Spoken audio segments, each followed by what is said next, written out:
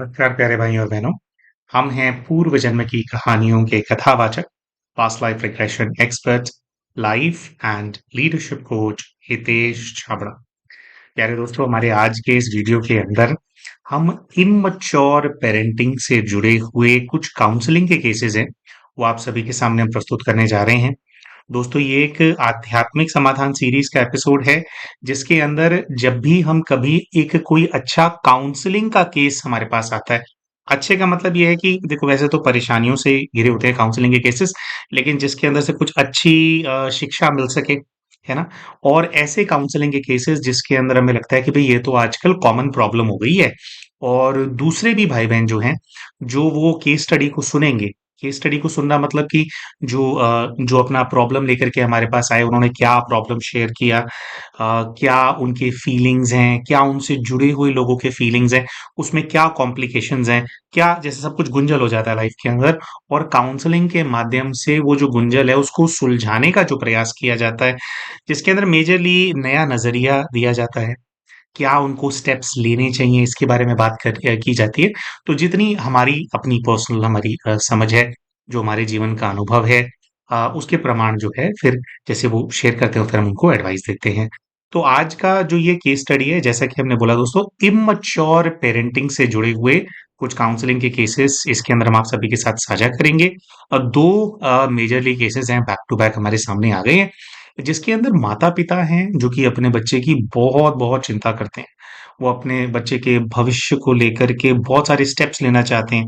बहुत कुछ अपने बच्चे को बताते हैं कि आपको ये करना चाहिए, आपको वो करना चाहिए। लेकिन जो बच्चे हैं, वो अपने माता-पिता का चेहरा नहीं देखना चाहते। बच्चे चाहते हैं कि माता-पिता दूर चले जाएँ। अगर जैसे किसी एक पेरेंट से उनको ज़्यादा विवाद है, तो अगर वो सामने आएँगे तो बच्चा चला जाता है, बच्चा सामने नहीं बैठता। तो एक माँ या एक पिता जो अपने बच्चे की इतनी ज़्यादा चिंता कर रहे हों, जो यही चाहते हों कि उनका बच्चा आगे चल कर के जो है खुशहाल रहे, और उनको जो है इस तरह का रिस्पॉन्स जब फेस करना पड़ता है, तो पहले उनकी चिंता, फिर दूसरा उनका दिल टूटता है। और ये जो डाउन कर देने वाले इमोशंस जो लाइफ के अंदर आते हैं, वो फर्दर फिर जो आप ही के जो बच्चे हैं, आप ही की वो जो संतान है जिससे आप इतना ज्यादा प्रेम करते हैं, और ज्यादा आपके जो रिलेशनशिप है उसको कॉम्प्लिकेट कर देते हैं, उसको टॉक्सिक बना देते हैं, और चीजें जो है कंट्रोल से बाहर होने लग जाती हैं, और हमें समझ में नहीं आता हमारी लाइफ के अंदर हमारे को क्या करना चाहिए।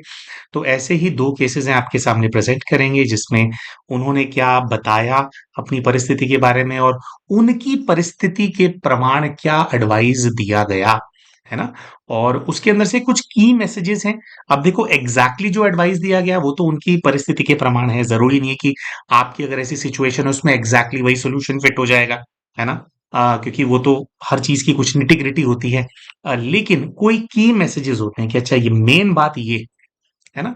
तो वो की मैसेजेस हम चाहते हैं कि जितने भी हमारे दर्शक हैं उन सब तक पहुंचे, ताकि अगर आप भी इस प्रकार के कॉम्प्लिकेशन के अंदर अपनी लाइफ के अंदर फंसे हुए हैं, उसमें से बाहर निकलने में आपको हेल्प मिले, रिलेशनशिप को रिजॉल्व करने में आपको हेल्प। तो जो पहला केस है इसके अंदर हमने एक दंपति हैं, जो हस्बैंड हैं वाइफ हैं, दोनों से हमने जो है बात किया।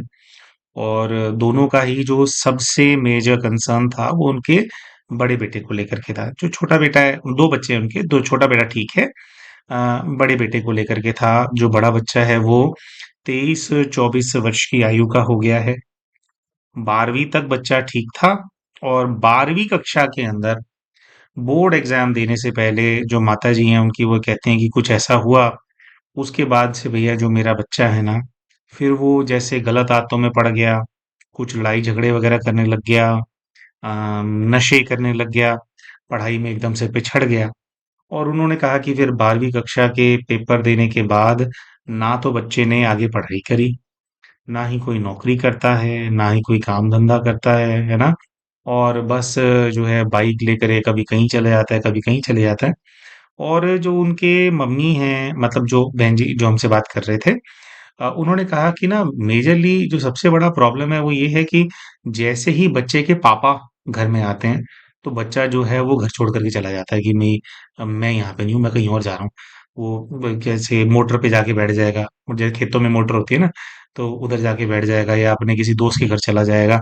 वो ये कहता है कि भी अगर ये घर में होंगे तो मैं जो है, मैं घर में जो है नहीं रहूंगा। तो अपने इतना ज़्यादा वो करता है।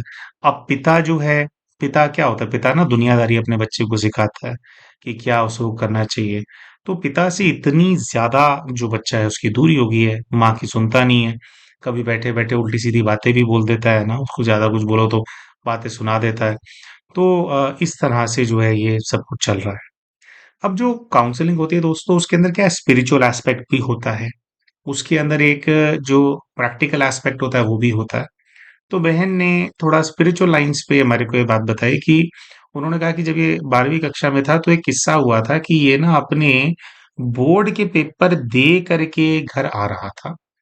और जब बच्चा घर पे आया तो हमारे घर की चौखट पे, अपने घर की जो उनकी चौखट है, उसके ऊपर 5 पूड़ियाँ और हलवा रखा हुआ था। और जो है वहां पर जो है पानी जो है डोल रखा था, बिल्कुल जो घर के जो मेन एंट्री की जो चौखट होती है उसके अंदर ऐसे रखा गया था चौखट। तो बच्चा आया और बच्चे ने कहा कि भी ये क्या है। और उसने क्या है कि भी, क्योंकि वो बिल्कुल रास्ते में थी, तो बच्चे को लगा कि भाई कोई गैया वगैरह को डालने के लिए यहाँ पे रखी होगी, किसने रख दी है। तो उसने उठा करके जो है वो साइड में रख दिया है, शायद कोई पशु है उसको उसने डाल दिया और वो घर के अंदर आ गया। अब जैसे वो घर के अंदर आया तो बहन ने कहा कि भाई उसके बाद से जो है बच्चे का ना पतन सा जैसे शुरू हो गया। और उसके बाद तो कह रहे बच्चे ने घर पे आकर के बताया था कि मम्मी ऐसे ऐसे जो है ये यहाँ पे रखा हुआ था, तो मैंने तो ये कर दिया। अब जो ये बहन है ये थोड़ी चिंतित हो गई, क्योंकि दोस्तों देखिए, जो हम आज के समय में ना बहुत हम डिनाई करते हैं इन चीजों को। बहुत सारे लोग डिनाई करते हैं इसको, वो एक्नॉलेज नहीं करते। लेकिन जो टोने टोटके होते हैं ना वो कुछ इसी प्रकार की चीजें होती हैं, है ना।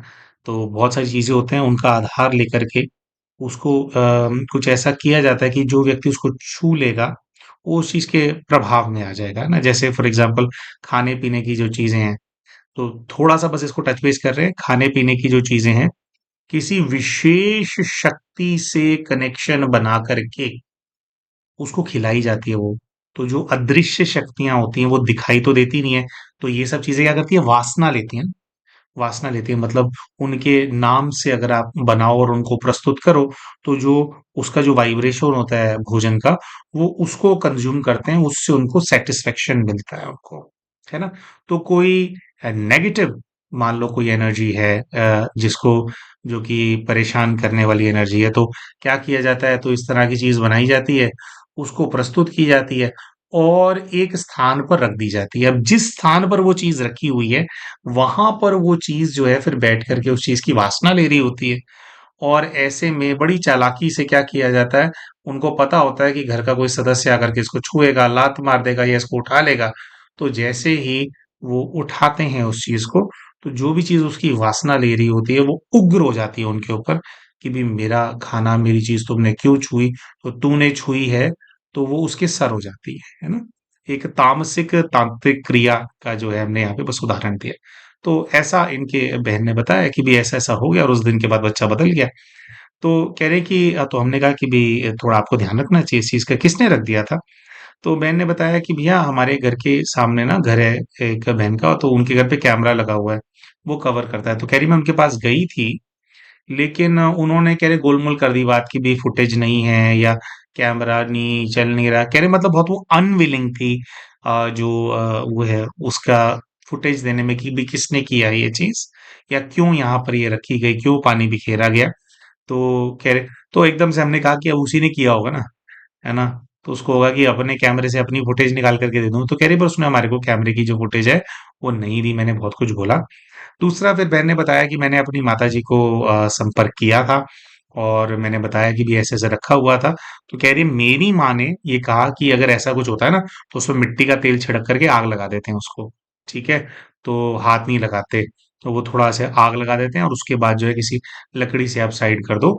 तो पहले तो हम ये बताना चाहते हैं कि उन्होंने सही बोला, इनकी माता जी ने जो एडवाइस दिया, जो बड़े बुजुर्ग होते हैं वो सही एडवाइस दे देते हैं। अगर आपको, और दोबारा हम बोलेंगे कि भाई ऐसा लगता है कि भाई कहाँ ये चीज मॉडर्न दुनिया में आप क्या बात कर रहे हो, लेकिन घर की चौखट पे ऐसे कीलें रखी होती हैं, कई लोगों के ना कुछ-कुछ चीज़ें से रख जाते हैं, तो ऐसे केस के अंदर जहाँ पर भी जो भी चीज़ रखी है, उसके ऊपर थोड़ा-सा केरोसिन का ऑयल डाल करके आप माचिस से उसको अगर आप जला देते हो, तो जो कुछ भी उसपे किया होता है, उसका जो प्रभाव है, जिस भी चीज़ से उसको कनेक्ट किया गया था, उससे कनेक्शन कट जाता है और उसके बाद झाड़ू से उसको जो है साफ किया जा सकता है ना? तो किसी ने अगर कुछ कर रखा है, आपको डाउट है, तो आप इस तरह से जो है, जो चौखट के बाहर है, तो आप इस तरह से उस चीज़ को वो कर सकते हैं, ठीक है? मतलब उसका जो कनेक्शन है, जो प्रभाव है, उसको डिस्ट्रॉय कर सकते हैं। लेकिन बहन ने बताया कि भी बच्चे ने तो ऑलरेडी उठा करके वो कर दिया था, तो ये कहते हैं कि भैया तब से जो है वो आज तक जो है बच्चा जो है परेशान चल रहा है, तो अब हम क्या है, हम क्या करें? तो देखिए स्पिरिचुअल लाइन्स पे क्या इनको सॉल्यूशन दिया गया वो एक अलग बात है। लेकिन इससे पहले जो केस है ना हम उसको बहुत अच्छे से समझना चाहते थे। देखिए क्या होता है दोस्तों कि अगर कोई नेगेटिव चीज़ों का प्रभाव किसी के ऊपर आता भी है ना, तो हमेशा ना देखो नेगेटिव चीज़ें क्या होती है वो ना हमारे को क्योंकि वो एनर्जी के लेवल पे एग्ज़िस्ट करती हैं, तो फिज़िकली तो वो हमारे को हार्म कर नहीं सकते, है ना? वो कैसे हमारे को हार्म करते हैं? एनर्जी के लेवल पे हमारे को डिस्टर्ब करते हैं और एनर्जी के लेवल पे मेजरली कैसे डिज़र्ब डिस्टर्ब करते हैं? हमारे को डिस्टर्बिंग थॉट्स देते रहते हैं, नेगेटिव थॉट्स देते रहते हैं।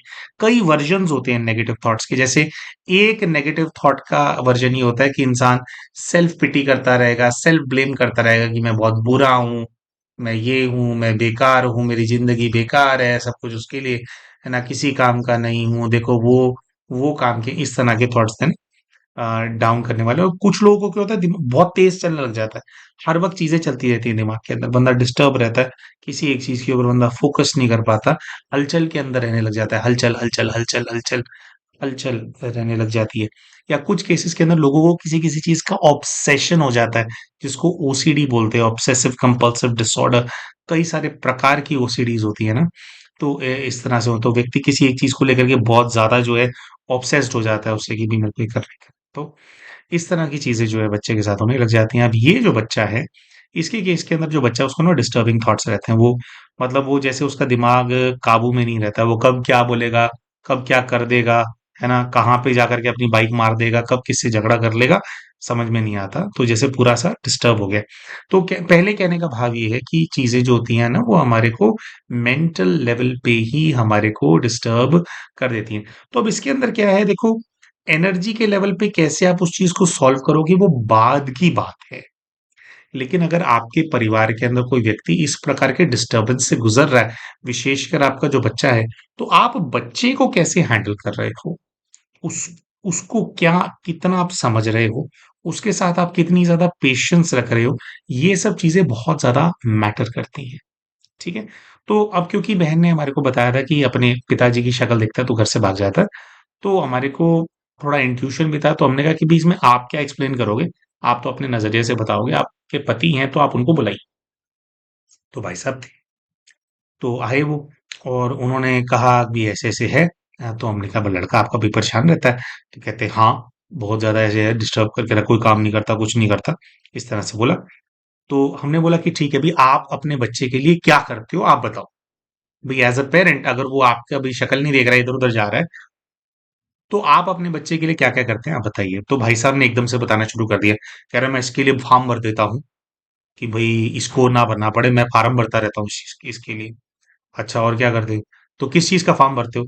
कह रहा है, "पुलिस की भर्ती आती है, उसका फॉर्म भर देता हूँ, उसकी हाइट अच्छी है, ठीक है? या कोई और भर्ती होती है, उसका मैं फॉर्म भर देता हूँ, लेकिन ये पेपर देने जाता ही नहीं, उसकी तैयारी ही नहीं करता।" फिर आगे हमने बोला और क्या? कह रहे हो और जैसे है मैं इसको बोलता रहता हूँ कि फिजिकल की तैयारी कर ले, फिजिकल की तैयारी कर ले, वही सिपाही भर्ती हो जाएगा तू, फिजिकल की तेरा फिजिक अच्छा है, थोड़ा दौड़ा कर, है ना? तो पड़ा रहता है, तो आलसी हो रहा है, तो दौड़ेगा तो फिट रहेगा और फिर वो जो है उसमें हो जाएगा। अच्छा ठीक है, और क्या करते हो आप? कह रहे और मैं बताता हूँ कि भी थोड़ा काम कर लिया कर, ऐसे बैठा मत रहा कर, ये है ना? तो कह रहे हैं कि मेरे को बड़ी चिंता होती है कि भी आगे क्या होगा? हैं? तो आगे रोटी कैसे खाएगा? तो जो भाई साहब हैं जो भाई जिसका हमने किया तो वो खुद भी जो है जैसे पुलिस के अंदर। तो हमने उनको कहा कि भई ये सब चीज़ें जो आप अपने बच्चे के लिए भी करते हो, आप ये एडवाइस करते हो, क्यों करते हो? तो उनका पॉइंट ये था कि भई भविष्य सिक्योर करना है तो कोई ढंग की नौकरी, कोई ढंग का काम तो इंसान के पास होना चाहिए ना। कह रहा है वो खुद फॉर्म नहीं ढूँढ सकता तो मैं ढूँढ के भर रहा हूँ ना उसको। लेकिन उसको पेपर देने चाहिए, उसको तैयारी करनी चाहिए, वो देता ही नहीं है। ठीक है? तो यहाँ पर क्या दिखाई देता है दोस्तों कि जो पेरेंट है, पेरेंट को अपने बच्चे की चिंता है, वो चाहता है कि बच्चा जो है पुलिस में लग जाए या जो भी, भाई जितनी पेरेंट की समझ है उसके हिसाब से भी नौकरी लग जाएगी या कुछ ऐसा हो जाएगा जिससे उसका फ्यूचर सिक्योर हो जाएगा। लेकिन सबसे पहले ये समझने की बात है जो कि हमने उस भाई को समझाई, उसके फादर को। हमने कहा कि देखो आपकी जो पत्नी है वो ये बता रही है कि आपका जो बच्चा है वो बहुत ज्यादा मेंटली डिस्टर्ब चल रहा है। मेंटल डिस्टर्बेंस का मतलब ये नहीं होता कि पागल है। ठीक है। देखिए ये भी एक बहुत बड़ी प्रॉब्लम है लोगों के साथ कि जब हम मानसिक व्याधियों की बात करते हैं तो विशेषकर भारतवर्ष के अंदर कोई भी ना उसको इम्पोर्टेंस नहीं देता। किसी व्यक्ति को डिप्रेशन हो रहा है, किसी को पैनिक अटैक्स आ रहे हैं, एंजाइटी हो रही है तो घर वाले बोलते हैं कुछ नहीं होता, क्या ये पैनिक अटैक आ जाए, पैनिक अटैक आ जाते हैं, खड़ा हो थोड़ा, खुली हवा के अंदर तुम सांस लो, थोड़ा चलो फिरो ठीक हो जाता है। ये बहुत घरों की कहानियां हैं।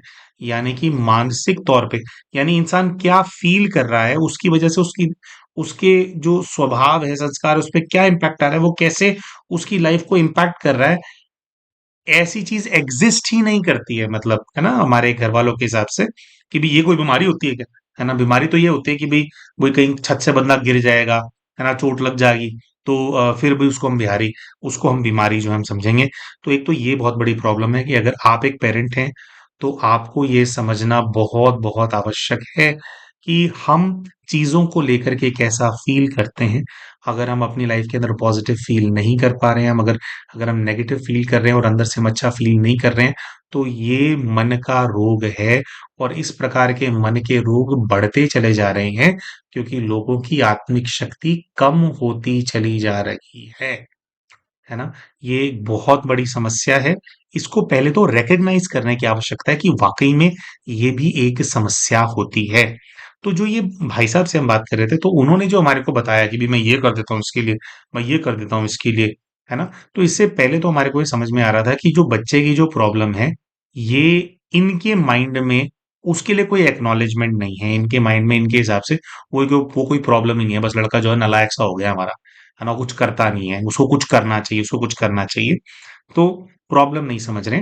तो जैसे हमने ये बात बोली कि बच्चा मानसिक तौर से बहुत ज्यादा त्रास के अंदर है, बहुत ज्यादा उसको तकलीफ हो रही है, इसका मतलब ये नहीं कि वो मेंटल है ना। बट इसका मतलब ये भी नहीं है कि उसको इलाज नहीं चाहिए। उसको इलाज चाहिए, उसको हेल्प चाहिए, मनोवैज्ञानिक जैसे हेल्प चाहिए ना। मन का रोग है तो मन के डॉक्टर की उसको आवश्यकता है बच्चे को, है ना। मन के लेवल पे चीजों को सॉल्व करने की आवश्यकता है। तो हम क्या बता रहे थे इसके इसके अंदर प्यारे भाई और बहनों, हाँ, कि भी इस चीज को ना रिकग्नाइज ही नहीं किया जाता कि भी ये कोई प्रॉब्लम भी है। तो आप एक व्यक्ति है, उसको भूख लगी है, उसको रोटी खानी है, लेकिन आप उसको बोल रहे हो कि आजा मैं तेरे को बहुत सुंदर कपड़े दिला करके दूंगा, ये कपड़े तू पहन लेगा ना तेरा टौरा ऐसा हो जाएगा हर कोई मोड़ मोड़ के देखेगा। और जो व्यक्ति है उसने 4 दिन से अभी खाना नहीं खाया, 4 दिन से उसने खाना नहीं खाया, आप कह रहे हो आज चल ना मैं तेरे को कपड़े दिला रहा हूँ, आज चल मैं तेरे को नहलाता दिलाता हूँ, आज चल मैं तेरा हुलिया सुधारता हूँ, है ना। बंदा कह रहा है 4 दिन हो गए, भूख लग रही है, खाना नहीं खाया। आप कह रहे हो कि भाई कपड़े पता है कितने महंगे दिलाने वाला हूं मैं तेरे को, एक एक शर्ट जो आज तेरे को दिलाऊंगा 5-5 हजार की होने वाली है। ठीक है। लेकिन इस टाइम पे जिस इंसान को भूख लगी हुई है, उसको 5 हजार की शर्ट नहीं चाहिए, उसको ना 50 रुपए के छोले भटूरे खिला दोगे ना तो उसकी आत्मा को तृप्ति मिल जाएगी। उसको 50 रुपए के छोले भटूरे चाहिए, या उसको 30 रुपए के छोले कुलचे चाहिए, या उसको घर की बनी हुई 4 रोटियां कुछ सब्जी चाहिए उसको, है ना, उसको केले चाहिए, है ना, कुछ उसको खाने को मिले। 4 दिन से भूखा है इंसान, और आप कह रहे हो कि भी मैं तेरे को रोलेक्स की घड़ी दिला देता हूँ, मैं तेरे को कपड़े दिला देता हूँ। हाँ, रोलेक्स की घड़ी पहनने से आपका फाइनेंशियल स्टेटस ऊपर होगा, अच्छे कपड़े पहनेगा तो भाई आप लोग आपको सम्मान देंगे। लेकिन अभी उसकी रिक्वायरमेंट सम्मान की नहीं है, उसको भूख लग रही है ना। ये चीज जो है हम लोगों को समझ, स्पेशली एज पेरेंट्स, हमारे को बहुत ज्यादा समझने की आवश्यकता है कि बच्चे को रिक्वायरमेंट किस चीज की है। आप जो उसको देना चाह रहे हो बहुत अच्छा है ना। हाँ, तो हम ये कह रहे थे कि अ, एक तो मेंटल लेवल की प्रॉब्लम की बात कर रहे थे, तो हमने कहा कि भी वो मानसिक त्रास है, मेंटल उसको इश्यू है, इसका मतलब ये नहीं कि वो पागल है। जैसे कि कैंसर एक बहुत बड़ी बीमारी है ना। कैंसर अगर किसी को हो जाए तो मतलब, है ना, वो बंदा वही हो जाता है, भाई कैंसर हो गया भाई, है ना। तो कैंसर बहुत बड़ी बीमारी है। उसके लिए जो है दवाई होती है, कीमोथेरेपी, पता नहीं कितने एक लंबे स्ट्रेस से परिवार को गुजरना पड़ता है, तब जो है बंदा कैंसर से रिकवर करता है ना। ज़्यादा आगे की स्टेज में चला गया तो रिकवर नहीं भी कर पाता। कैंसर बहुत बड़ी बीमारी होती है, लेकिन इसका मतलब ये थोड़ी है कि कैंसर होगा उसी के अंदर इलाज होता है। किसी-किसी इंसान को सर्दी-जुकाम भी तो हो जाता है। क्योंकि इंसान को सर्दी-जुकाम हो गया, उसका गला चोक हो गया, गले के अंदर उसको इन्फेक्शन हो गया है, इसका मतलब हम ये थोड़ी बोलेंगे कि यार ये कोई बीमारी थोड़ी है, बीमारी तो कैंसर होती है ना? तो उसी प्रकार से जब मन के रोगों की हम बात करते हैं, जब व्यक्ति पूरी तरह से स्किज़ोफ्रेनिक हो जाएगा, पूरी तरह से वो अपने जो उसका जो मस्तिष्क है उससे अपना कंट्रोल खो देगा, तब ही थोड़ी हम उसके ऊपर काम करेंगे कि पूरा कंट्रोल इसने खो दिया, अरे ये तो बिल्कुल ही वो हो गया, अब एक्चुअली में मेंटल प्रॉब्लम है ना? तो लोग ना इसलिए भी इन चीज़ों के बारे में बात नहीं करना चाहते, क्योंकि उनको लगता है कि भई अगर हम मन के रोग की बात करेंगे तो सब लोग सोचेंगे ये तो मेंटल है ना? मन के जो रोग हैं वो जैसे कोई भी बीमारी होती है, कोई बीमारी है, वो छोटे स्तर पे है। अगर आप उसकी दवाई नहीं करोगे, तो फिर बीमारी जो है, बढ़ती चली जाएगी, बढ़ती चली जाएगी, बढ़ती चली जाएगी। कोई घाव लग गया है बड़ा, है ना? कोई घाव हुआ कहीं पे, ठीक है? और आप उसका इलाज नहीं कर रहे हो, आप टीटी का आपने इंजेक्शन नहीं लगवाया है, ठीक है जी? आपने उसपे कोई दवा नहीं करी है। भी घाव ऐसा था कि वो अपने आप ठीक नहीं हो रहा, उसको ठीक नहीं कराओगे तो फिर वो गैंग्रीन बन जाएगा, है ना? तो अ तो पहला मैसेज तो ये है कि अगर आपको दिखाई दे रहा है कि मानसिक तौर पे आपका बच्चा तकलीफ से गुजर रहा है, अगर वो अपने इमोशंस को मैनेज नहीं कर पा रहा है, तो आपको उसके इमोशंस को हेल्प मैनेज करने में उसकी हेल्प करनी है, ठीक है ना? फिर एक बात आती है, जो हमने बोला कि भाई कोई व्यक्ति है उसको पैनिक अटैक्स आ रहे हैं, उसको ये आ रहा है, तो घर वाले कहते हैं कि भाई चल खड़ा हो, उठो, चलो फिरो आप, है ना? तो कई बार क्या होता है ना कि घर वाले ना पूछने का प्रयास करते हैं कि भाई व्हाट इज गोइंग ऑन, मतलब आपके लिए अभी आपके जीवन के अंदर क्या हो रहा है, क्यों आप ऐसे बिहेव कर रहे हो। तो मान लीजिए बच्चे ने अपनी कोई प्रॉब्लम शेयर करी कि यार स्कूल के अंदर भी ऐसा हुआ या इस तरह से हुआ, तो मैं ऐसा फील करता हूँ, मुझे लग रहा है कि फिर मैं तो किसी काम का ही नहीं हूँ, है ना? तो बहुत बार क्या होता है कि उस बच्चे के लिए जो प्रॉब्लम बहुत बड़ी है, आपके लिए वो प्रॉब्लम कोई प्रॉब्लम है ही नहीं, क्योंकि आज जो उसके साथ हो रहा है वो आपके साथ भी हुआ था आपके बचपन के अंदर, और आपने तो उसको हैंडल कर लिया था, है ना? तो जब बच्चा अपनी प्रॉब्लम लेकर के आता है, जो कि आपको आज लगता है कि तो बड़ी बचकानी सी बात है ना? तो हम क्या करते हैं कि ना उसकी बात को डिनाई कर देते हैं कि अबे पागल है क्या? ये कोई बात होती है? ये भी कोई प्रॉब्लम होती है ना? तू लेकर के आ गया। जस्ट बिकॉज़ कोई बात आपके लिए बड़ी नहीं है, इसका मतलब ये नहीं है कि वो दूसरे के लिए भी बड़ी नहीं हुई, है ना? वैसे बात छोटी हो सकती है, लेकिन जो वो बच्चा है, उसका जो ब्रह्मांड है, उसकी जो दुनिया है, उसकी जो थॉट्स का सिस्टम है, उसके अंदर वो चीज़ बहुत बड़ी है उसके लिए, है ना?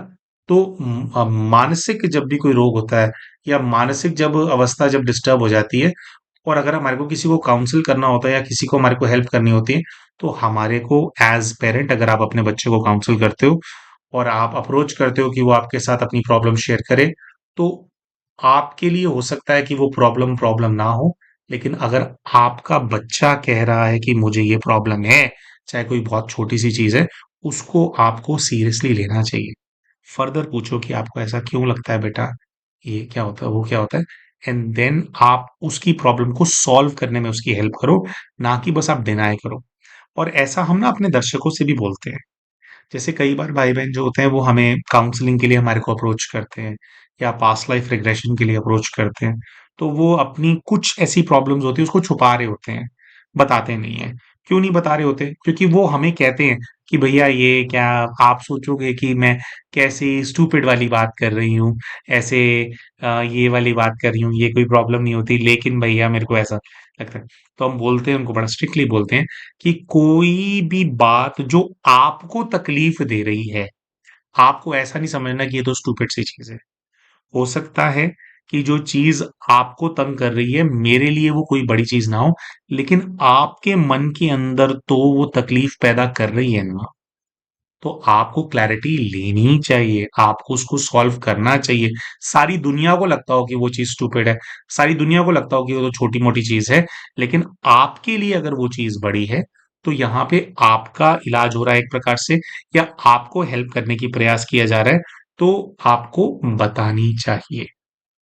अब बच्चों के सोचो, मैच्योर लोग इस प्रकार से सोच लेते हैं, तो एक बच्चा जो कि जिसने अभी दुनिया नहीं देखी है, जो कि अभी मैच्योर है, जो कि अपने ही एक कन्फाइंड एनवायरनमेंट के अंदर वो बड़ा हुआ है, ठीक है, और पेरेंट्स जो उसकी प्रॉब्लम को रिकॉग्नाइज नहीं कर रहे हैं, या उसके दिल की बात नहीं समझ रहे हैं, उसके साथ क्या गुजर रहा है उसको सॉल्व करने की कोशिश नहीं कर रहे हैं, तो वो बच्चा अंदर से वो भी ऐसे ही फील करता होगा कि मैं बोलूंगा तो कोई फायदा तो है नहीं, इन लोगों ने डिनाई कर देना है कि भी ये भी, तो कह रहे हैं इन्होंने मुझे ही गालियां देनी है कि तू बेवकूफ है ना? तो ये बात सब लोगों को स्टूपिड लगती है, इसलिए तो मैं कैसे बता दूं, ये वाली बात है ना? तो जो यहाँ पर जो भाई साहब हैं, आपको याद होगा अभी हमने बताया कि उन्होंने क्या कहा, तो उन्होंने कहा कि भाई मैं फार्म भर देता हूँ, ये कर देता हूँ, वो कर देता हूँ। तो हमने कहा कि देखो भाई जी, ऐसा है कि आपका जो बच्चा है उसकी रिक्वायरमेंट कुछ और है, और आप उसको कुछ और देने की कोशिश कर रहे हो। आप उसके लिए फॉर्म भर रहे हो, मान लीजिए आप कुछ ऐसा कर देते हैं कि आपका बच्चा वाकई में पुलिस के अंदर भर्ती हो जाता है, चाहे वो सिपाही भर्ती होता है, कांस्टेबल भर्ती होता है, लेकिन आपने ये बताया कि आपके वाइफ ने बताया कि आपका जो बच्चा है वो इतना डिस्टर्ब्ड है कि भी वो कहीं भी जाकर के अपनी बाइक भिड़ा देता है, लोगों से झगड़ा कर लेता है, नशे पत्ते के अंदर लगा हुआ है, उसको समझ में नहीं आता, वो परेशान रहता है, गुस्से के अंदर रहता है। एक व्यक्ति जो ऐसा गुस्से के अंदर रहता है, लड़ाई झगड़े वगैरह कर लेता है, क्या ऐसा व्यक्ति पुलिस के अंदर सर्व करने के लिए फिट है? मैं हम हमेशा के लिए नहीं बोल रहे हैं, हो सकता है आगे जाकर ये कर पाए वो, लेकिन पुलिस की जो जॉब है वो ऑलरेडी बहुत बहुत टफ और डिफिकल्ट जॉब है। लोग इस चीज को रिकॉग्नाइज नहीं करते हैं क्योंकि पुलिस को और कई चीजों से जोड़ने की आदत पड़ गई है हमारे को। लेकिन हमेशा आप किसी भी स्टेट की पुलिस देख लेना, हमेशा जो स्टाफ होता है वो शॉर्ट होता है, कि भारत के अंदर किसी स्टेट के अंदर इनफ पुलिस नहीं है ना? इसीलिए हमेशा जो पुलिस वाले होते हैं वो स्ट्रेस में रहते हैं। और दूसरा आप देखो, उनकी ड्यूटियां बड़ी लंबी लंबी होती हैं, 16-16 घंटे की ड्यूटी है, ठीक है जी। और बैक टू बैक दो दो ड्यूटियां लग जाती हैं, थाने में ही सो रहे हैं, घर नहीं आ रहे हैं, है ना? तो बहुत उनका टफ होता है। और आप ये देखो, जो पुलिस वाले होते हैं उनका काम ही है, जो लोग बिल्कुल नेगेटिव हैं, जो बिल्कुल क्रिमिनल हैं, क्राइम है, क्राइम को रोज देखना, क्रिमिनल्स के संपर्क के अंदर आना, यानी कि जो समाज के अंदर जो सबसे ज्यादा जो जो गंदगी होती है ना, क्राइम होता है तो मतलब उसमें ईर्ष्या द्वेष ये सब कुछ होता है, लोग एक दूसरे को हर्ट कर देते हैं या गलत काम करते हैं जिससे अल्टीमेटली दूसरों का नुकसान होता है, चोरी चकारी और इसी तरह की जो इमोशन है, ऐसे वाले लोगों से रोज डील करना, तो कितनी ज्यादा नेगेटिविटी वो एब्जॉर्ब करते हैं, है ना? तो हमने कहा कि आपका जो सुपुत्र है वो ऑलरेडी इतना ज्यादा डिस्टर्ब और वो है। एक स्टेबल व्यक्ति जब नेगेटिविटी एब्जॉर्ब करता है तो उसकी जो स्टेबिलिटी होती है, जो उसकी समझ होती है, उससे जो है वो उसको वो कर लेता है, नेगेट कर लेता है, उसको हैंडल कर लेता है। लेकिन एक बच्चा जो ऑलरेडी इतना ज्यादा मानसिक त्रास के अंदर है, अगर वो पुलिस के अंदर चला जाएगा तो क्या वो ये सब हैंडल कर पाएगा? क्या वो मैच्योरली चीजों से डील कर पाएगा? वो तो और खराब हो जाएगी ना चीज उस बच्चे की, तो है ना? तो ऑल इन ऑल यहाँ पर बात ये थी कि आप एज अ पेरेंट आप चाहते हैं कि उसका फ्यूचर सिक्योर हो जाए, उसको कोई अच्छी जॉब मिल जाए आपके हिसाब से, लेकिन अभी जो बच्चा है उसकी रिक्वायरमेंट जॉब नहीं है। अभी आपका बच्चा चिल्ला चिल्ला करके बोल रहा है कि मेरे को तकलीफ है, मेरे को ये दिमाग के अंदर मेरे ये थॉट्स चलते रहते हैं, मैं परेशान रहता हूँ, मुझे हेल्प की जरूरत है। वो ये कह रहा है अपने मन के अंदर, आपसे वो इसलिए दूर भाग रहा है क्योंकि उसको ये पता है कि आपने हेल्प तो करनी नहीं है। आपके सामने आएगा फिर यही बातें लेकर के बैठ जाओगे कि मैंने तेरे लिए फार्म भर दिया है, तू जाकर के फिजिकल की तैयारी कर ले, तू जाकर के भाग भाग। बहुत अच्छी बात है, भागना चाहिए, फिजिकल की तैयारी करनी चाहिए, नौकरी पे लगना चाहिए, लेकिन बंदे का दिमाग नहीं चल रहा है, उसके दिमाग के अंदर थॉट्स है बहुत ज्यादा, वो अंदर से बहुत ज्यादा बेचैन है। तो वो कह रहा है कि यार ये बेचैनी है, इसका मैं क्या करूं, तुम्हारे फार्म भरूं, मन ना भरना ये फॉर्म। ये है उसके अंदर ये हालत, है ना? तो भाई साहब को हमने एग्जाम्पल दिया था कि भी आप जो है ना, एक व्यक्ति के पास गए हो जिसने 4 दिन से खाना नहीं खाया, 4 दिन से वो भूखा है ना? इनका बच्चा तो कब से परेशान चल रहा है ना, 23-24 का हो गया, 17 साल की उम्र में डिस्टर्ब होना शुरू हुआ था, 6 साल हो गए, ठीक है? तो 6 साल को आप भूख लगा करके चलो कि कोई व्यक्ति 6 साल से भूखा होगा तो उसके लिए क्या इंपॉर्टेंट होगा, है ना? तो 6 साल कोई सरवाइव नहीं कर सकता बिना खाने के। तो 4-5 दिन का एग्जाम्पल लेते हैं, तो हमने कहा कि एक व्यक्ति है वो 4 दिन से बिल्कुल भूखा है, एक अन्न का दाना नहीं गया उसके पेट के अंदर, आप उसके पास गए हो, आप उसको बोलते हो कि मैं आज तेरे को रोलेक्स की घड़ी दिलाने वाला हूँ भाई, रोलेक्स की घड़ी 1 लाख रुपए से तो शुरू होती है, ओरिजिनल दिलाऊंगा रोलेक्स के शोरूम से, है ना। वो बंदा आपको कह रहा है कि मुझे रोलेक्स की घड़ी नहीं चाहिए भाई, मुझे नहीं चाहिए, मुझे भूख लग रही है, मुझे भूख लग रही है। आप उसको समझाने की कोशिश कर रहे हो कि रोलेक्स की घड़ी ना सबके पास नहीं होती भाई। जिसके पास ओरिजिनल रोलेक्स होती है ना, उसका एक अलग ही स्टेटस होता है। लोग उसको अलग तरीके से देखते हैं। तेरे को इज्जत मिलेगी, तेरे को मान मिलेगा। बंदा अंदर से चीख रहा है, मैं 4 दिन से भूखा हूं, क्या करूंगा मैं मान का, क्या करूंगा मैं इज्जत का। मेरे को नहीं चाहिए ये इज्जत, मुझे रोटी चाहिए। खाना खिला दे भाई, खाना। खाना मिल सकता है क्या? इमेजिन करो दोस्तों इस चीज को कि वाकई में एक 4 दिन के भूखे इंसान को आप ऑफर कर रहे हो कि मैं तुम्हें अच्छे कपड़े दिलाऊंगा, तुम्हारे को मैं रोलेक्स दिलाऊंगा, लेकिन आप खाने की बात नहीं कर रहे हो, है ना। आपको लग रहा है मैं तो बहुत अच्छा काम करने वाला हूँ, इसका फाइनेंशियल स्टेटस मैं बेटर करने वाला हूँ। आप उसको कन्विंस करने में लगे हुए हो, कन्विंस करने में लगे हुए हो। अल्टीमेटली ना वो बंदा खड़ा होकर के चांटा मार देगा आपको कि यार तू भाग यहाँ से, मेरे को नहीं चाहिए तेरे रोलेक्स की घड़ी। रोटी खिला सकता है क्या? मेरे पास रोटी खाने के पैसे नहीं है, रोटी खिला सकता है क्या? मैं कब से बोल रहा हूँ मैं भूखा हूँ, है ना। तो हमने भाई साहब को ये समझाया कि आप अभी उसके ना फादर बन करके घूम रहे हो, बाप बन करके घूम रहे हो। आपको बाप नहीं बनना है, आपको उनके पिताजी बनना है। फादर बन करके मत घूमो, उसके पापा बनो। उसको पापा चाहिए, फादर नहीं चाहिए, है ना। फादर होने में और किसी बच्चे का पापा होने में, इन दोनों चीजों में फर्क होता है ना। पापा जो शब्द है वो केयर से, करुणा से, प्रेम से जुड़ा हुआ है ना। तो फिर एक्चुअली क्या है, और भी कई लाइंस पे काउंसलिंग हुई थी। ये जो दंपति हैं अपने जीवन में खुद भी, जैसे क्या है कि थोड़ा कर्जे वगैरह इन सब चीजों से स्ट्रेस में रहते हैं, तो क्या है, खुद स्ट्रेस के अंदर हैं। बहुत ज्यादा प्रेशर है, जिसकी वजह से घूम फिर करके पैसों की व्यवस्था होनी चाहिए, आर्थिक तंगी आ रही है, इन्हीं सब चीजों के अंदर दिमाग जाता है। और बार बार बच्चे को देखते हैं तो यही चलता रहता है कि भाई ये कुछ कमा लेगा, भाई कुछ घर में भी सहयोग हो जाएगा। नहीं तो क्योंकि पैसे में बुद्धि अभी फंसी हुई है ना, दिक्कतें हैं। तो उन्हीं लाइंस पे तो उससे बाहर सोच नहीं पा रहे। तो हमने भाई जी को ये एडवाइस किया कि देखो भैया ऐसा है, अभी तो आप बच्चे के पापा भी नहीं बने हो। अगर आप सही मायने में चाहते हो कि आपका बच्चा ठीक हो, आपका बच्चा आपसे बात करे, आप जब घर में आओ तो वो घर के अंदर रहे, तो आपको जो है पापा भी छोड़ो, आपको उसकी मम्मी बनना पड़ेगा। मम्मी, मम्मी कैसे होती है, अपने आंचल के अंदर बच्चे को छुपा करके रखती है, उसके साथ बैठती है ना, उससे प्यार से बच्चे से बात करती है, पेशेंस रखती है उसके साथ, है ना।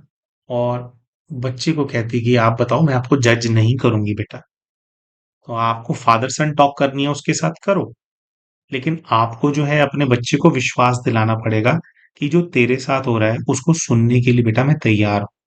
मुझे माफी चाहिए इस चीज की कि मैंने कभी तेरे को सुना नहीं। ठीक है। सारी बातें एज अ पेरेंट आपकी ठीक है कि वो नशे कर रहा है, गलत संगत के अंदर पड़ रहा है, और ये वो इसलिए क्योंकि उसके अपने घर के अंदर उसको कोई समझने वाला नहीं है ना। हम ये बिल्कुल नहीं कह रहे हैं कि वो नशे कर रहा है तो अभी नशे करने दो, इस चीज को कोई प्रमोट किया जाए, नहीं।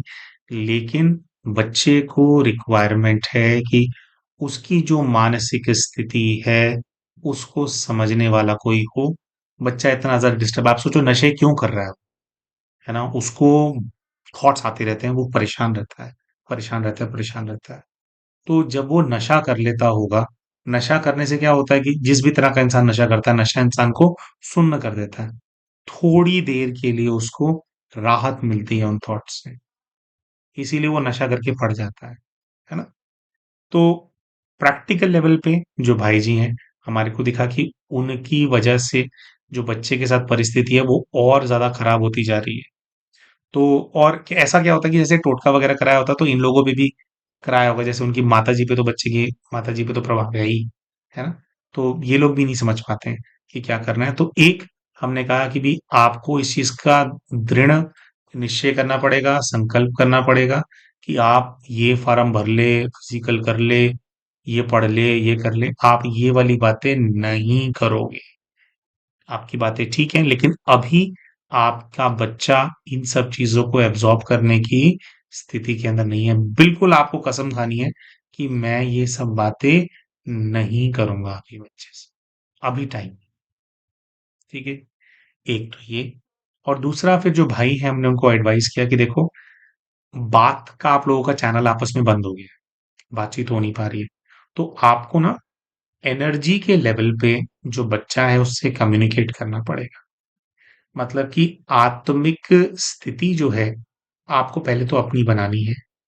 बच्चे को मेरा बेटा है देखना बंद कर दो। डेली हमने भाई को बोला कि आपको अभ्यास बनाना है कि मैं शरीर नहीं हूं, मैं आत्मा हूं। आत्मा कैसी होती है? भ्रिकुटी के अंदर विराजमान ज्योति बिंदु स्वरूप हो, है ना, स्टार। और जो आपका बेटा है उसको आप ऐसा फील करो कि आपके सामने बैठा है, और धीरे धीरे ऐसा महसूस करो कि वो भी एक स्टार है, उसका शरीर नहीं। तो स्टार जो है, वो बच्चा अगर जो स्टार है उसको कम्युनिकेट करेगा कि हम पिता पुत्र नहीं है, हम परम पिता परमात्मा शिव की संतान है, हम दोनों भाई हैं आत्मिक रूप। तुम भी सितारा, मैं भी सितारा, हम एक जैसे, हम दोनों भाई हैं, एक ही पिता की संतान है। हमारे पिता हमारा कल्याण करने के लिए आए हैं। देखो शिव को एक सितारे के रूप में, और लाल रंग का प्रकाश आपके अंदर भी आ रहा है, और जो बच्चा है उसके अंदर भी वो प्रकाश समा रहा है। और एक ट्रायंगल बन गया है, जैसे जैसे शिव ऊपर है, एक तरफ ऊपर शिव तेज चमकने वाला सितारा, एक तरफ आप सितारा, दूसरी तरफ आपका बच्चा सितारा। परमात्मा से शक्ति आ रही है, और ये जो ट्रायंगल है इसकी जो दोनों छोर हैं, एक तरफ आप एक तरफ आपका बेटा, उन दोनों में वो शक्ति जा रही है। और जैसे जैसे परमात्मा से वो शक्ति दोनों में जा रही है, आपके बीच की जो दूरियां हैं वो समाप्त होती जाए, आपका आपस में जो संबंध खत्म हो गया वो बॉन्ड बनता चला जा रहा है। ट्रायंगल में कनेक्टेड है ना आप। बच्चा सुखी होता चला जा रहा है, खुशी आ रही है बच्चे के मन में। और उस अवस्था के अंदर आप कम्युनिकेट करो कि मैं तुम्हारी बात सुनने को बेटा तैयार हूं। मैं बोलूंगा नहीं, मैं सुनूंगा। आप मुझसे शेयर कर सकते। भाई साहब ने बोला लेकिन फिर ऐसे चलो करेंगे, लेकिन आगे भाई वो नौकरी और ये। तो हमने कहा कि देखो, अगर बच्चा स्थिर रहेगा, जीवित रहेगा, स्वस्थ रहेगा, तब नौकरी करेगा ना। अगर हालत बिगड़ेगी, अगर कुछ ऊपर नीचे हो गया, तो हो जाएगी नौकरी। बच्चा झगड़े कर रहा है, आपके पुलिस में होने से उसके ऊपर से केस थोड़ी हट जाते हैं, है ना। अगर बाय चांस, वैसे तो हुआ नहीं, बच्चे पे ऐसा कुछ नहीं हुआ है, छोटा मोटा वो किया है, लेकिन पता लगता है कब कौन सी क्या चीज हो जाए, है ना। तो वो तो टिक टिक टिक टिक बॉम्ब तो चल रहा है ना बाहर, ये हो सकता है। तो हमने कहा कि बच्चे का वो करियर आगे पूरा जीवन खराब हो जाए, तो वो ज्यादा ठीक रहेगा। तो उन्होंने कहा नहीं। तो हमने कहा कि ये जो बच्चा मानसिक त्रास से गुजर रहा है, इसको सॉल्व करने पे ही आपको फोकस करना है, इसको सॉल्व कराना है। आप काम धंधा नौकरी सब वो कर लेगा, अपने आप ही कर लेगा। जब यहाँ से शांत होगा ना, जब वो जो हलचल है वो चली जाएगी ना, वापस बच्चा नॉर्मलसी के अंदर आ जाएगा ना, कर लेगा, है ना। तो ये किया। तो पिताजी को कैसे एक्ट करना चाहिए? तो हमने कहा कि देखो, अभी तो आप पापा भी नहीं बने, आपको तो मम्मी बनना है उसकी, कम्युनिकेशन के अंदर, एनर्जी के अंदर ये करना पड़ेगा। तब दूरियां खत्म होंगी, तब धीरे धीरे बच्चा घर को अपना घर समझेगा। अभी उसके लिए चार दीवारी है बस, घर वाली फीलिंग नहीं आ रही है, ठीक है। घर को वो घर समझेगा। घर कौन सी जगह होती है? जहाँ पे इंसान आकर के चैन सुकून से बैठ सकता है, आराम से भोजन कर सकता है। परिवार होता है जहाँ पे, परिवार क्या होता है? वो लोग जिनसे अपनी दिल की बात शेयर की जा सकती है, जिनके साथ सुख भोगा जाता है ना। बच्चा वो चीज एक्सपीरियंस नहीं कर रहा है घर के अंदर, क्योंकि घर की एनर्जी डिस्टर्ब्ड है। तो भाई साहब को हमने जो है ये स्थिति का अभ्यास करने के लिए कहा। फिर क्या होता है कि क्योंकि इन लोगों के ऊपर प्रभाव वगैरह है बहुत, है ना। तो भाई जब ये चीज होती है ना, तो हम स्थिति बना नहीं पाते हैं। तो उस चीज के लिए हमने भाई जी को एडवाइस किया कि जो हमारा जो ज्योतिर्लिंगों वाला जो प्रोजेक्ट है, हम बार बार बात करते हैं, उसके अंदर हम क्या करते हैं, देखो जब हम भी सेवा पे जाते हैं ना प्यारे भाई और बहनों, हम लोग अलग अलग मंदिरों में जाते हैं। जैसे अभी सोमनाथ जी की यात्रा पे गए, तो उसमें क्या हुआ कि रास्ते के अंदर कितने सारे मंदिर आते हैं। मंदिरों में कौन लोग आते हैं? श्रद्धालु लोग आते हैं। या रास्ते के अंदर हॉस्पिटल्स आते हैं। जहां जहां पे हमारे को पता लगता है हॉस्पिटल है, मंदिर है, वहां वहां पे हम लोग गाड़ी रोकते हैं। और वहां पर ज्योतिर्लिंगों से जुड़े हुए पर्चों को बांटते हैं हम लोग। हमारी जैसे जो भी टीम साथ में गई, सब लोग पर्चे बांटे। तो पर्चे बांटने का क्या है, ये पर्चे क्या है, क्या कॉन्सेप्ट है? हमने अपनी पिछली वीडियो के अंदर पुस्तकों के बारे में बताया था। उनकी एनर्जी कैसे, हम सेशन करते हैं तो उनसे हमारे को जो है एनर्जी मिलती है, कैसे एकदम हाइटेंड सेंसेस के अंदर हम चले जाते हैं, इसके बारे में बताया था। पुस्तकों के, अब हर किसी को तो पुस्तक दी नहीं जा सकती। पुस्तक फिर थोड़ी एक्सपेंसिव भी होती है, कई इसमें पेजेस होते हैं। लेकिन प्रचार प्रसार करने के लिए, परमात्मा शिव की प्रत्यक्षता हो, लोग उनसे जुड़े और उनकी शक्तियों से उनको लाभ मिले, उनके जो अलग अलग जो ये स्वरूप हैं, है ना, इनका वाइब्रेशन बच्चों को प्राप्त हो, इसके लिए पर्चे बांटे जाते हैं। अब पर्चा क्या है? वो कागज कैसे छोटा सा पर्चा होता है, हम दिखा देंगे अभी। क्या, 1 रुपए का, 1 रुपए का वो आया। 1 रुपए का एक पर्चा। तो हम ये बांटते हैं, जैसे कि अभी पीछे दिल्ली गए थे, अभी सोमनाथ जी की सेवा से पहले दिल्ली में थे। तो हम अपने साथ जो है वहां पे 8,000 पर्चे लेकर गए, कि 8,000 पर्चे हमारे को बांटने ही बांटने। जैसे मेट्रो स्टेशन के बाहर खड़े हो गए, जो आया पर्चा दे दिए, जो आया पर्चा दे दिए। तो इसमें है क्या, पर्चों के अंदर क्या है, सभी ज्योतिर्लिंग बने हुए हैं और सभी ज्योतिर्लिंगों की महिमा है। और इसमें 18 ज्योतिर्लिंग हैं, 12 ज्योतिर्लिंग नहीं है, 18 ज्योतिर्लिंग है। 18 ज्योतिर्लिंग का मतलब होता है, देखो 12 जो ज्योतिर्लिंग होते हैं, 12 हैं जो श्री श्री जो शंकराचार्य जी हैं, उनके मत के प्रमाण उन्होंने 12 ज्योतिर्लिंगों को आइडेंटिफाई किया। तो जो 12 ज्योतिर्लिंग होते हैं ना, सृष्टि क्या परिवर्तनशील है। वो 12 नंबर जो है परिवर्तन का प्रतीक है। जब 12 घड़ी की 12 बजते हैं, उसके बाद अगला दिन हो जाता है ना, या दोपहर से शाम कंसिडर होने लग जाती है। 12 जो है परिवर्तन का प्रतीक है। और आराम से परिवर्तन होता रहे, जो सृष्टि चक्र है वो चलता रहे भोलेनाथ की कृपा से। तो उसका प्रतीक होते हैं 12 ज्योतिर्लिंग। लेकिन जब महापरिवर्तन होना होता है, यानी कि जो पूरी सृष्टि के काल चक्र के अंदर जो परिवर्तन है, उसको जो उसकी संपन्नता होनी है, परिवर्तन की संपन्नता का जो प्रतीक है वो ये 18 ज्योतिर्लिंग है। ठीक है। छठे तत्व से शिव आकर के 6 और जो ज्योतिर्लिंग है उनको छांटते हैं और हमारे को बताते हैं कि जब तक परिवर्तन चल रहा था सृष्टि के अंदर, तब तक ये 12 थे, इन पे आप लोग ध्यान लगाते थे। लेकिन ये 6 जो हैं, ये काल चक्र को पूरा कराते हैं। मैं छठे तत्व से आकर के तुम्हें 6 और का ज्ञान देता हूँ।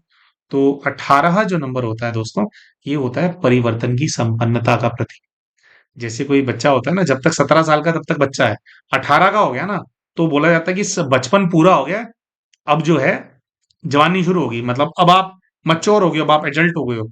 अब आपकी जो राय है, देश में कौन नेता होना चाहिए, कौन शासन करेगा, किसके हाथ में शासन होना चाहिए, प्रशासन होना चाहिए, आप उसके अंदर अपनी राय दे सकते हो, वोट दे सकते हो। तो 18 जो है वो संपन्नता का प्रतीक होता है कि ठीक है, अभी आप ग्रो कर रहे थे, ग्रो कर रहे थे, ग्रो कर रहे थे, अब 18 के हो गए, तो ये ग्रोइंग वाला जो था, ये भी संपन्न हुआ, अब आप एक मैच्योर, एक एडल्ट इंसान। 18। तो ये जो पर्चे हैं, इसमें 18 का वाइब्रेशन है। तो हमने भाई जी को बोला कि आपको कुछ पर्चे मंगाने हैं, है ना, 25-50 पर्चे मंगाने के लिए हमने उनको बोला। हमने बोला एक तो पुस्तकें मंगाओ, ठीक है। पुस्तक जो जितनी बार आपको समय मिले उसको खोलो, उसका कुछ पोर्शन पढ़ो। वो तो कई सारे भाई बहन है, बहुत सारे हमारे पास ऑर्डर्स आए, बहुत सारे भाई बहनों ने मंगाए हैं। फिर हम ना हमेशा हमने अपनी टीम को बोला हुआ है कि कोई अगर बुक भी मंगाए ना, तो उनको बोलो कि भाई 25-50 पर्चे भी मंगवाओ। 25-50 पर्चे क्या होता है, बुक को तो आप जगह जगह रख नहीं सकते हो। घर होता है, विशेषकर जब घर के अंदर एनर्जी की डिस्टरबेंस होती है, तो कोई कोई स्थान होते हैं जहां पे एनर्जियां बैठती हैं। हम वहां जाते हैं ना, हमारे को फील होता है कि नेगेटिविटी है इस जगह पे, है ना। तो एक एक पुस्तक तो रख नहीं सकते, पुस्तक तो जैसे 50 रुपीज की है, तो भाई कितनी हम लेकर के जगह जगह रखेंगे पुस्तक को। अपने साथ तो व्यक्ति रख सकता है पढ़ने के लिए, तो इसमें क्या होता है, पर्चे काम आते हैं कि अपने घर में ना ये पर्चे जो है जगह जगह रखो। ठीक है, 1 रुपए का एक पर्चा है, 50 रुपए के अंदर 50 पर्चे आ गए। 50 पर्चे देखो आप कहाँ कहाँ वो कर सकते हो, कहीं कहीं पे पर्चे लगा दो। हमारा भी जैसे रूम है ना, जगह जगह पे हमने पर्चे लगाए हुए हैं। हमने तो क्या किया, पर्चे का बड़ा वो वो होता है ना, वो बैनर सा होता है, कौन सा पेपर, फ्लेक्स, उसके अंदर हमने तो अपने रूम में लगा रखा है इधर। थोड़ा ध्यान भी करते हैं हम देख करके, सभी ज्योतिर्लिंगों की जो स्मृति है, उस पे भी हम थोड़ा ध्यान वगैरह लगाते हैं। तो तो क्या है, एक तो है हम ये बोलते हैं कि 25-50 पर्चे मंगाओ, हमने भाई को बोला। और हमने कहा कि देखो आपके घर का जो पूरा वाइब्रेशन जो सारा डिस्टर्ब हुआ है ना, जगह जगह पे इन पर्चों को रखो, कहीं किताब में रख दो। फिर जैसे बच्चा है, बच्चा डिस्टर्ब रहता है ना, उसके थॉट्स नहीं चलते, आपसे अभी बात नहीं करना चाहता, आप आत्मिक तौर पे वो करोगे। तो ये जो करने का आपको अभ्यास करना है, इसके लिए आपकी भी स्थिति बनाने में पर्चा आपकी हेल्प करेगा। तो पर्चा उसको फोल्ड करके, भाई साहब की पुलिस की नौकरी है, तो क्या पूरा दिन क्या है, उनको पीसीआर में रहना होता है, पीसीआर से जुड़ी हुई नौकरी है। कभी कहीं क्राइम सीन पे जाना है, कभी कहीं क्राइम पे सीन पे जाना है, पूरा दिन ये क्राइम हो गया, वो क्राइम हो गया, उसका रोड रेडियो चलता रहता है। मैंने कहा आपकी स्थिति भी वो डिस्टर्ब करता है, तभी आप लोगों का रिलेशन इतना खराब हो गया। तो पर्चे को जेब में रखो, फोल्ड। किसी को कुछ बताने की जरूरत नहीं, किसी को कुछ बताने की जरूरत नहीं कि भाई हम कोई भक्ति कर रहे हैं, परमात्मा को याद कर रहे हैं। आप जो है गाड़ी चलाते चलाते अपने मन में संकल्प लेते रहो कि परम पिता परमात्मा शिव जो शांति के सागर हैं, स्थिरता है जग में, जो प्रेम के सागर हैं, मैं उनका बच्चा, मास्टर शांति का सागर हूं, मास्टर प्रेम का सागर हूं। ये अपने अंदर चलाते रहो। और ये करने के लिए ना एक दो टूल्स और हैं, वो भी हम आपको दिखाएंगे, जो भाई को हमने एडवाइस किया। तो एक बार आप लोगों को हम पर्चा भी दिखा देते हैं, ठीक है। और दूसरा हमारे कुछ और टूल्स हैं, वो हम आपको दिखा देते हैं। ये सब जो है थोड़ा हमने उनको यूज करने के लिए कहा, जिससे वो अपनी स्थिति बना पाएंगे, अपने घर का जो वाइब्रेशन है उसको, जो प्रभाव है उसको काटने में हेल्प मिलेगी, इतनी बेसिक सी चीज से, है ना। और फिर जो है धीरे धीरे धीरे धीरे जो है इनका जो रिलेशनशिप है वो आपस में इंप्रूव होने लगेगा। जब बच्चा स्टेबल हो जाए, आपका रिलेशनशिप इंप्रूव हो जाए, जब आपस में कम्युनिकेशन वापस चालू हो और आपको लगे बच्चा खुद स्थिर है, तो बच्चा खुद बोलेगा कि पापा मैं कुछ करना चाहता हूँ, मेरी इतनी एज हो गई है। मुझे उससे भी एंजाइटी होती है कि मेरे इतने साल खराब हो गए। बच्चा खुद बात करेगा आपसे, है ना। लेकिन जब पापा हम बनेंगे और बच्चे को सुनने को हम तैयार होंगे, अपनी गाना हम नहीं गाएंगे, है ना, तो अपनी स्थिति हम ठीक करेंगे। तो ठीक है, आपको हम पर्चे और एक टूल है जो हम यूज करते हैं, वो आपको दिखाते हैं। इन दोनों से जुड़ा हुआ एडवाइस जो है हमने भाई जी। तो जैसे कि हमने कहा दोस्तों, ये वो पर्चे हैं जिनको लेकर के हमने भाई जी को एडवाइस दिया, आप ध्यान से देखेंगे। तो ये इसके अंदर आप देखेंगे अलग अलग बीच में जैसे शिवलिंग बना हुआ है, और अलग अलग जो ज्योतिर्लिंग है वो इनके चारों तरफ जो है वो बने हुए हैं। पर्चे के पीछे अगर आप देखेंगे तो आपको दिखाई देगा कि इसके अंदर अलग अलग जो ज्योतिर्लिंग हैं, जो 18 ज्योतिर्लिंग हैं, उनकी महिमा है कि कौन से ज्योतिर्लिंग से मेनली कौन सी शक्ति जो है रेडिएट होती है। और मतलब कौन सी परिस्थिति के अंदर हमारे को भोलेनाथ जो है उनके कौन से स्वरूप से ध्यान हमारे को लगाना होता है। मतलब इसमें लिखा है कि कौन सी ज्योतिर्लिंग से क्या प्राप्ति होती है। तो वो फिर हम समझदार होते हैं कि अच्छा यार, इस चीज की कमी हमारे जीवन के अंदर हो रही है, तो भाई हमारे को भी इस पे ध्यान लगाना चाहिए। उदाहरण के तौर पे मान लीजिए कि भाई अगर हम मानसिक कैद में फंस गए हैं, या फिजिकली भी कैद के अंदर फंस गए हैं हमारे को ना, तो हमारे को बंधन बहुत पड़ गए हैं, उससे हमारे को बाहर निकलना है। तो उसके लिए जो परमात्मा है, शिव है, हमको केदारनाथ के रूप में जो है हमको याद करना होता है। केदारनाथ के रूप में शिव है, उन पे ध्यान लगाना है। मैं मास्टर केदारनाथ हूँ, इस तरह से संकल्प लेना है। तो इसको देखो, इसको आप ऐसे दीवार पे लगा सकते हो, ठीक है। बीच में जैसे शिवलिंग है, वो आप दीवार पे लगा करके ध्यान लगाओ। और जैसे आप आपको कैद से मुक्ति चाहिए, है ना, तो मैं मास्टर केदारनाथ हूँ, ध्यान लगाओ और फील करो कि वाइब्रेशन, जो केदारनाथ जी का वाइब्रेशन है वो आ रहा है। आपको अपने चारों तरफ सुरक्षा कवच जो है वो बनाना है। तो पर्चे पे हाथ रखो और ऐसा महसूस करो कि जो जितने भी ज्योतिर्लिंग हैं, इनकी जो शक्ति है वो आपके चारों ओर घूम रही है। सभी ज्योतिर्लिंग आपके चारों ओर घूम रहे हैं। भोलेनाथ की कृपा से जो है आप प्रोटेक्टेड हैं। उनका वाइब्रेशन पूरे घर के अंदर फैल रहा है, गोल गोल घूम रहे हैं सभी ज्योतिर्लिंग। तो इस प्रकार से जो है ध्यान लगाने से जो घर है उसकी शुद्धि हो जाती है। अब क्या, हर वक्त हम तो ध्यान नहीं लगा सकते, तो ये टूल है ना, एक पर्चा है। तो आपने क्या किया, आपको स्थान स्थान पे आपको लगता है कि भी दिक्कत है, तो अगर संभव हो तो चिपका दो, ठीक है। जिस स्थान पे आपको ध्यान लगाना है, उस स्थान पे एक एक तरफ से सीधा चिपका दो, उसके साथ ही वो पीछे वाली साइड वाला दूसरी वो चिपका दो, है ना। कि भी आपको भी देखना भी होता है ना, भी कौन सी चीज के लिए क्या प्राप्ति हुई, तो वो दोनों को चिपका दो, वहां बैठ करके आप ध्यान लगा लो। कहीं आपको लगता है कि ज्यादा डिस्टर्ब्ड है, कोई कोना है घर का भी वो है, वहां पर दो तीन चिपका दो, है ना। या चीजों के अंदर रख दो। अब जैसे बच्चा है, बच्चा इतना डिस्टर्ब रहता है, वो आपसे बात तो करना चाहता नहीं है। तो जब बच्चा घर पे सोने तो आता है ना, तो कुछ नहीं करना, जो पर्चा है, बच्चे का जो सिराना है उसके अंदर मम्मी, अब सिराना खोल के तो देखने वाला है नहीं, ठीक है, तो आप वहां पे रख, तो होगा क्या, देखो, जब कोई चीज कहीं पर लिख दी जाती है, इस पे तो देखो सभी जो ज्योतिर्लिंग है उनके जो चित्र हैं वो बने हुए हैं। इसके अंदर क्या है, वाइब्रेशन, बाबा की स्मृति है इसमें, है ना, ये जो पर्चा है कनेक्ट करने का माध्यम है उनसे। तो बाबा को याद करके आपने वहां रख दिया, तो आप सो गए, बच्चा सो गया, पर्चा अपना काम करता रहे। कितने सारे ऐसे, एक हमारे भाई का अनुभव आया है, उसको हमने बोला कि वीडियो बना करके दे, मैं तो चैनल पे डालूंगा इसको अपने। अभी उसने कहा था कि भैया सैटरडे को बनाऊंगा। अम, उसको बहुत गंदे सपने आते थे बहुत लंबे समय से। अब गंदे सपने आपको पता है दोस्तों, नेगेटिव एनर्जी का प्रभाव होता है। तो क्या वो विकारी सपने देखते हैं बार बार, आपका रात को ब्रह्मचर्य तोड़वाती हैं ऐसी चीजें। तो उसने, हमने जब ये अनाउंस किया, इस पर्चे का पीडीएफ भी डाला था हमने ना अपने उसमें, तो उसने वहां से डाउनलोड करके जो है अपने बिस्तर के नीचे रखना उसने शुरू किया। उसने बोला भैया कि जिस दिन से मैंने रखना शुरू किया, उस दिन से मेरे को ये सपने आने बंद हो गए हैं, मैं तो बहुत खुश हूँ। मैं तो पहले एनर्जी ड्रेन मेरी फील करता था, तो अब वो नहीं हो रहा है, मैं तो बड़ा एनर्जेटिक में फील कर रहा हूँ उस चीज को, है ना। तो ये एक तो हमने एडवाइस किया कि ये पर्चे लो। अच्छा, फिर ये जो पर्चे होते हैं 25-50 मंगाने के लिए हम क्यों कहते हैं, कई भाई बहनों का होता है कि दो पर्चे दे दो, ठीक है जी। तो क्या होता है कि देखो, ये हाई वाइब्रेशन में आपके घर को लेकर के जाते हैं, आपने मंगाया, आपके आस पड़ोस के जो लोग होते हैं उनसे हमारे कार्मिक अकाउंट्स होते हैं। कितने सारे आस पड़ोस के लोग होते हैं, वो गुप्त रीति भी हमारे लिए अहित चाह रहे होते हैं, हमारे जीवन में रोड़े अटका रहे होते हैं, हमारे को पता नहीं होता क्यों कर रहे होते हैं वो ये चीज। हमारे पुराने कार्मिक अकाउंट है आपस में, हमें पता ही नहीं है यार, या हमारे कोई रिश्तेदार है वो। तो अपने जो रिश्तेदार हैं, आपके जो आस पड़ोस के लोग हैं, पर्चे मंगाए, कुछ कुछ पर्चे उनके घर में दो, कि भी ये हमारे कल्याण की है, इसको अपने मंदिर में रख लो। या कभी आपको बहुत ज्यादा तकलीफ आए ना, तो शिव हमारे पिता है, उनको पिता के रूप में याद करना, माथे से लगाना, आपकी जो समस्या है उसका सोल्यूशन आपके सामने आ जाएगा, आपकी समस्या का जल्दी निवारण हो जाएगा। ऐसे बात बोल करके आप उनको तो, भोलेनाथ के मुख्य 18 स्मृति चिन्ह है, वो 18 स्मृति चिन्ह जो महापरिवर्तन को संपन्न करवा रहे हैं, बहुत हाई वाइब्रेशन। तो ये पर्चा देना है। दूसरा, भाई को हमने एडवाइस किया, अब देखो ये पर्चा है, पर्चा अगर आपको चाहिए हो तो या तो आप हमारी टीम से मंगवा सकते हो, हमारे नंबर पे वो करके, जैसे वही बुक ओम का रहस्य वगैरह अगर मंगाई है, तो साथ में थोड़े मंगा लो, कुछ अपने पास रखो, इस तरह से सिराने के नीचे रख के सोने के लिए, कहीं कहीं पे लगाने के लिए, एनर्जी करेक्शन के लिए, है ना, उसके लिए रखो। और जो है कुछ लोगों को आसपास दो ये पर्चे, ताकि उनके उनका भी कल्याण हो।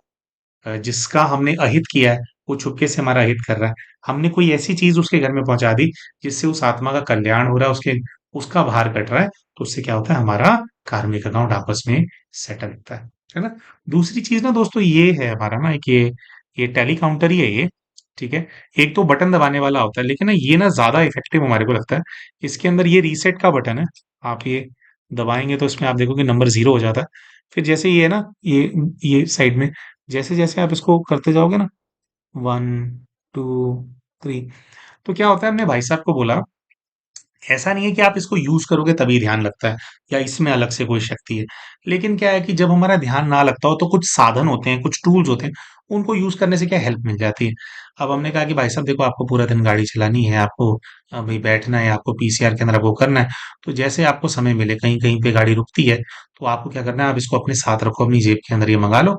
और आपने मान लो संकल्प लिया कि मुझे शांत स्वरूप आत्मा होने का अभ्यास करना है, लेकिन हमने दिन में कितना अभ्यास किया, इसकी कोई ट्रैकिंग ही नहीं है। तो हमेशा क्या होता है कि ना, टारगेट लेकर के चलना चाहिए इंसान को। तो आप टारगेट ले लो कि मेरे को दिन में कम से कम 1000 बार ये संकल्प विमर्श करना है कि मैं शांति के सागर पिता जो मेरे शिव हैं, उनकी संतान, मैं भी शांत स्वरूप आत्मा हूँ। तो ये संकल्प लेना है मुझे, मैं शांत स्वरूप आत्मा हूँ, एक बार घुमा दिया, मैं शांत स्वरूप आत्मा हूँ, 2 बार घुमा दिया, 3 बार घुमा दिया, ठीक है।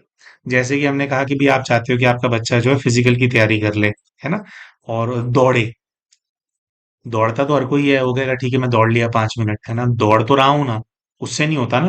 कोई आपको पता होगा कि यार ये वाला जो नंबर होता है ना, इतनी स्पीड से बंदा जो दौड़ता है ना, उसका क्लियर होता है, ये बेंचमार्क है, या इतनी रेस करनी है तो इतनी स्पीड लानी पड़ेगी, है ना। तो टारगेट लेता है व्यक्ति कि मैं कैसे दौड़ पाऊंगा, है ना। तो फिर वो अपने देखता है कि अच्छा मैं कितना कर पा रहा हूँ, कितना कर पा रहा हूँ, अल्टीमेटली अचीव करता है। इसी प्रकार से मुझे शांत स्वरूप रहना है, तो मुझे स्मृति उसकी जागृत करनी है। तो मैंने संकल्प किया कि 1,000 बार ये संकल्प लूंगा ही लूंगा। तो जैसे अभी समय मिल गया आपको, आप कुछ जैसे कर रहे हो, अभी थोड़ी ब्रेक मिल गई आपको, तो 50 बार आपने कर लिया अभी। मैं शांत स्वरूप आत्मा हूँ, एक बार घुमाया, शांत स्वरूप आत्मा हूँ, शांत स्वरूप आत्मा हूँ, 50 कर लिए। अब जैसे ही आपको टाइम मिला, 20-25 फिर कर लिए। भोजन करते टाइम भोजन कर रहे हैं, है ना, 30-40 फिर कर लिए। आपने दिन का अपना जो 1,000 है उसको पूरा किया। ये क्यों कह रहे हैं हम, क्योंकि देखो भाई भी बहुत डिस्टर्ब है ना, वो सही तरह से हैंडल नहीं कर पा रहे अपने बच्चे को। तो उनको स्थिरता बहुत बहुत ज्यादा जरूरी है।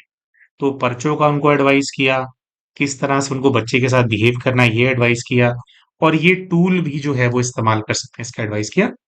अच्छा, अगर पर्चे आपको चाहिए हो ज्योतिर्लिंग वाले तो आप हमारी टीम से मंगवा सकते हो। ये हम लोग नहीं बेचते, ये हमारे पास नहीं है। ये तो हमने खुद अमेजोन से मंगाया है। तो टेली काउंटर आप सर्च करोगे जाप करने के लिए, तो ये आपको जो है वो, तो अनजपा जाप करने के लिए होता है कि अंदर ही अंदर चलता रहे, चलता है।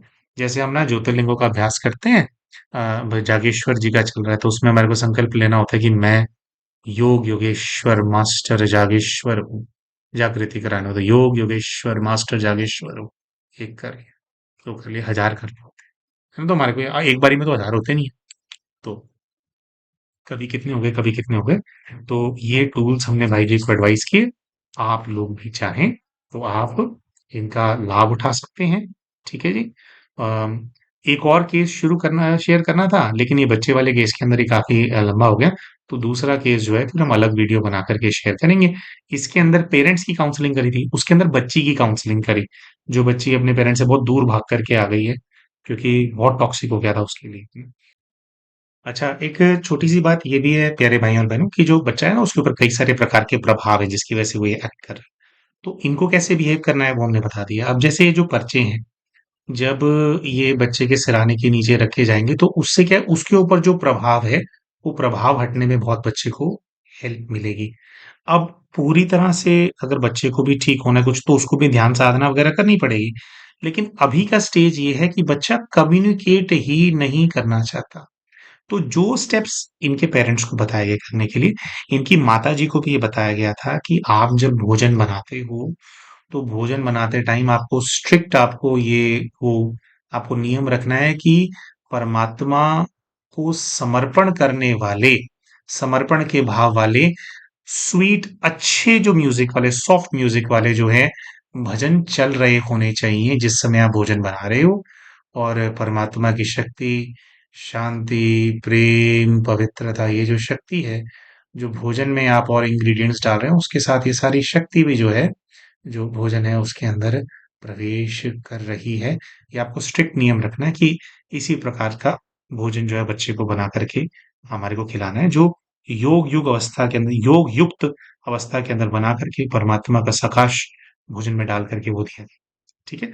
तो बच्चा डायरेक्टली अभी हेल्प एक्सेप्ट नहीं करेगा, इसीलिए अभी बच्चे को पर्चों के माध्यम से, है ना, उसके सिरहाने के नीचे रखना और ये सब इसके माध्यम से बच्चे की हमारे को हेल्प करनी है।